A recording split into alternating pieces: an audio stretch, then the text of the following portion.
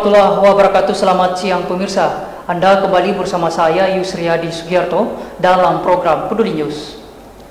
Baik pemirsa, rekan kami Nur Fadila Wahid akan melaporkan informasi mengenai klaster baru Pasar Lakesi. Tim gugus melakukan rapid test massal. Berikut laporan rekan kami Dila. Saya di sini ada Bapak Wali Kota Parepare. Dari mana Ki? Hah? Dari? Oh iya, kenapa Ki? Iya. Setiap daerah masing-masing kebijakannya berbeda-beda. Memang saya harus akui bahwa di Kota Parepare ini ada tambahan klaster. Seperti yang saya kemukakan tadi, di Parepare ini ada tambahan klaster, yaitu klaster Lakesi, ya, klaster Lakesi, Pasar Lakesi, dan klaster Asrama Pom.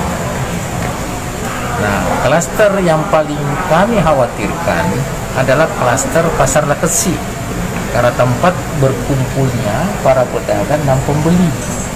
Lakesi adalah pasar terbesar di Kota Parepare, dan para pedagang Parepare dan sekitarnya. Nah, Ibu Juleha ini, Ibu J ini sudah dinyatakan positif. Setelah dilakukan perawatan 2 hari, kondisinya makin memburuk. Sehingga saya minta untuk dirujuk ke Makassar. Setelah dilakukan tracing, ternyata cucunya beliau dan anaknya untuk sementara rapid test positif. Cucunya ini ya penjual ikan di Pasar Senggol. Nah, mudah-mudahan tidak positif swabnya. Kalau swabnya positif, maka klaster juga di Pasar Senggol. Yang jelas, saya sudah siapkan langkah-langkah lebih lanjut, yaitu mencoba memapping siapa-siapa yang pernah berinteraksi dengan Ibu Juleha ini, karena dia penjual nasi campur dan terkadang menjual sayur-sayuran. Nah, pasti karena kondisinya parah sekali, dia positif kan. Nah, kita akan melakukan rapid test siapa-siapa yang pernah berinteraksi. Kalau cucunya nanti ini positif, pasti kami akan rapid test semua penjual ikan yang ada di Pasar Senggol. Kalau dia juga menjual ikan di Lakesi, pasti semua penjual ikan saya akan rapid test. Itu ratusan, bisa sampai 200. Ini adalah langkah untuk memotong mata rantai penyebaran virus corona ini dengan klaster baru. Saya kasih contoh, klaster Lompoy saja dari 4 orang satu keluarga sekarang sudah 10 orang yang positif. Jadi di Parepare ini sudah ada 16 yang positif, 2 dirawat di Sumantri, selebihnya di Andi Makassar, dan ada yang dirujuk yaitu Tuan B dan Nyonya J tadi. Kalau untuk kebijakan physical distancing di pasar seperti apa untuk penjualnya sendiri, Pak Wali? Saya mencermati apabila ada pergerakan tren positif dari klaster Lakesi ini, mungkin kami akan ambil langkah dari tim gugus. Kemungkinannya ya kita akan pertegas membatasi orang ke Pasar Lakesi dan mempertegas para penjual-penjual terkait dengan physical distancing. Kalau physical distancing yang diterapkan di Salatiga seperti yang dikemukakan tadi, itu hal yang cukup efektif. Tapi kita tidak punya lokasi seperti itu.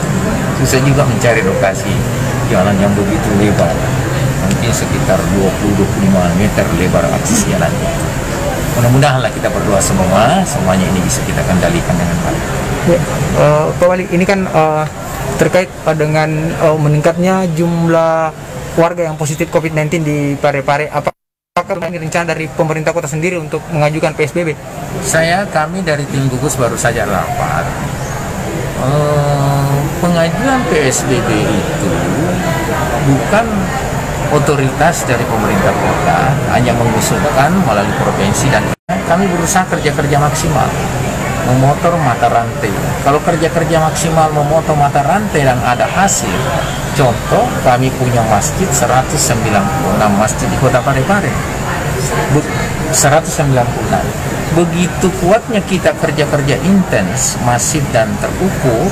Alhamdulillah di awal dengan pendekatan persosif tokoh-tokoh masyarakat, sekarang tinggal 11 masjid yang tidak melaksanakan tarawih, artinya 5,26%.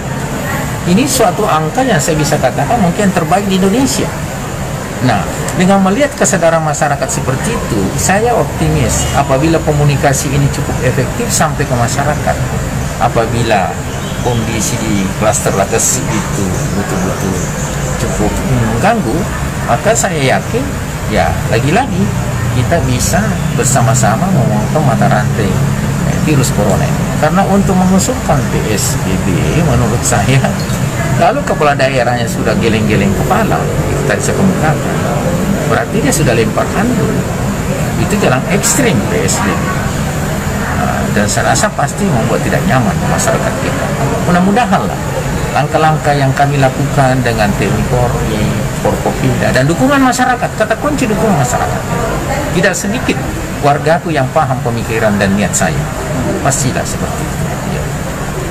Kalau di rumah sakit sendiri, kalau langsung amat terus bagaimana untuk penanganan di rumah sakit? Di rumah sakit saya sudah antisipasi dan saya sudah perintahkan manajemen rumah sakit, direktur rumah sakit untuk menambah terus kamar-kamar isolasi, dan bahkan di sana ruang OT pun kita sudah persiapkan. Kalau untuk tim medisnya sendiri? Tim medis alhamdulillah sampai sekarang masih mampu mengendalikan, dan memang kebijakan pemerintah provinsi COVID, tim gugus provinsi mengatakan apabila ada situasi pasien yang cukup parah segera dirujuk ke Makassar. Jadi kami selalu Ibu mau lepas dulu.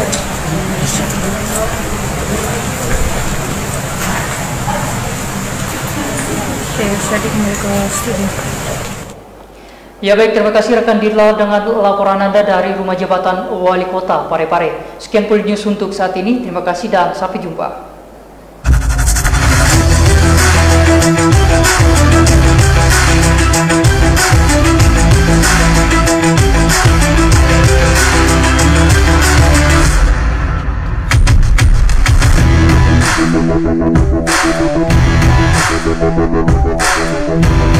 Thank you.